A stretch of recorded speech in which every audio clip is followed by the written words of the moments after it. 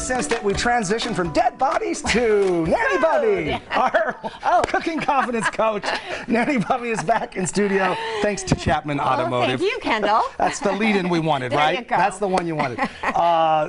Chapman Automotive sponsors this segment. We appreciate them. And today, we are learning how to make balanced back-to-school lunches. Yeah, so listen, it's a fun show. It's fun to talk about your children, but at the end of the day, this is a really, really serious topic, a very serious topic. So no jokes today. No jokes. No jokes. Stay away from the jokes. No, the truth is that as a parent or a caregiver to your children, when they go off to lunch, you have one true purpose. And do you know what that purpose is?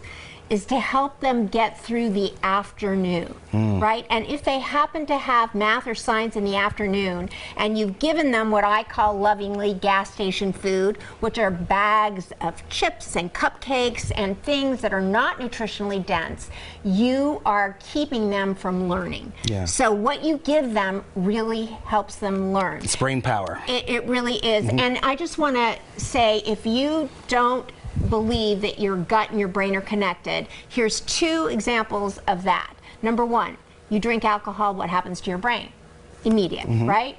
You drink coffee, you wake up, you say, oh, I'm sluggish, I'm gonna go get a coffee, and all of a sudden your brain wakes up. So there is a connection between gut health and brain health. So this is why what you give your kids at lunch is critical. And you have some vegetables and other things here that really can contribute positively to that. Right. So starting with what we give them for fruit. So this time of year you want all kinds of melons, stone fruits. They're filled with water. Mother Nature really knew what she was doing when she gave us these fruits during the hot months. I'm going to put a little salt on this. Do you like salt on watermelon? I do. Take a bit. Do you like it? Yes. I will now. It's the best. Okay, there you go. It really, kids actually really love it. And then you want to go to color. So all of this color, look at this.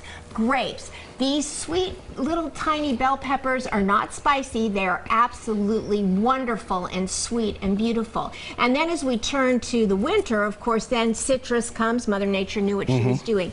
Little heirloom tomatoes for lunch. And you can put all of this in a little bit of hummus. So I'll show you just a little bit of that hummus, which actually really is good. It's protein. Look at these heirloom carrots. Kids go crazy for that. Yeah. The ikamas, and this is roasted ikama, if you will. And this is from dinner last night, but it is so delicious with salt and paprika.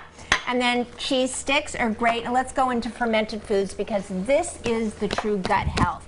So believe it or not, kids are so overdosed in sugar that they really are sick of that. And so what you would be surprised to know is they love these fermented pickles. And this brand right here called Bubby's, coincidentally, I don't own it, but this is one of the few brands where the pickles are fermented and not pickled. And the difference is this has no vinegar in it. So look for a brand that only has salt and water and spices. That's fermented. Because fermented foods are a probiotic. They're the best thing for your gut. And if you want your kids to learn better in the afternoon, give them a little bit of sauerkraut or Korean kimchi, which is very spicy. A high schooler eat that, not a little elementary. But they learn very well. Yeah. They learn very, very well in the afternoon. And they really do aid in digestion. Yes. And you know what? You can dip all of these vegetables. These little baby cucumbers are great. You can eat the skins, so you can just send them like this or in little slices. Also with a little bit of salt on this, if you can see it. So this is what, and also, you know what I love in my sauerkraut? What's that? Sunflower seeds. Oh, I love sunflower. And you can send sunflower seeds to school because it's not a nut, it's a seed. And seeds are not, you know, allergenic, or you don't get allergies from seeds. So we have just a little bit of time left. Let's get to dessert. Very quickly. Thank you for that. Okay, so if you're eating well, you do deserve a dessert at school. So this is a sunflower butter, again made with sunflower seeds. We're going to spread that on. Let the kids help you make this.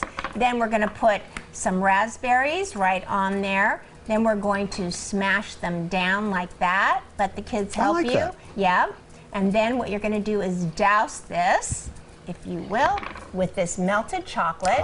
And by the way, you could even use blueberries. You want to throw a few blueberries on the top? Absolutely. I'm going to reach over here, or under there. Or under. There you go.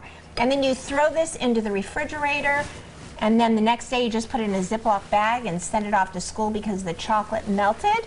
is actually gets hard, and you can send this as a treat. And I love it. And then the chocolate plus the raspberries makes it very sweet, and that's it. Raspberry on top. I love you. Here you go. Awesome. Love it. It looks beautiful Love too. you too. Nanny Bubby, thanks so much for joining us. You can check out Nanny Bubby's Kitchen and Garden on social media. You wanted to say together? Spread love like butter.